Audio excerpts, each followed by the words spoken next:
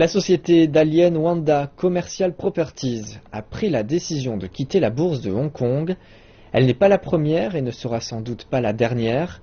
En effet, de nombreuses sociétés de la partie continentale de Chine cotées à la bourse de Hong Kong se font privatiser suite à la dégradation de la situation économique.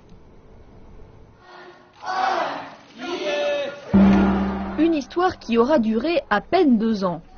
Dalian Wanda Commercial Properties quitte la bourse de Hong Kong ce mois-ci après une trop longue période de transactions en dessous des prix de son introduction en bourse. L'évaluation qui a été faite de cette entreprise à Hong Kong a été sous-estimée. De plus, les transactions effectuées à Hong Kong en termes de volume commercial ont été moindres, surtout après le krach boursier de l'été 2015.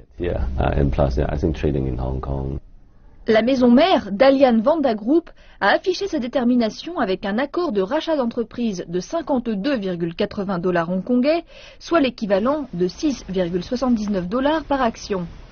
C'est une amélioration de 10% par rapport à son offre initiale. Elle a également promis de réintroduire en bourse sa filiale dans la partie continentale de Chine d'ici 2 ans. Depuis le début de l'année 2016, 4 sociétés chinoises cotées à Hong Kong, Wanda Commercial, Aopu Group, TCL Communication et Peak Sports Group ont annoncé leur privatisation pour cause de chute de prix des actions. À Hong Kong, le volume commercial du marché a véritablement plongé.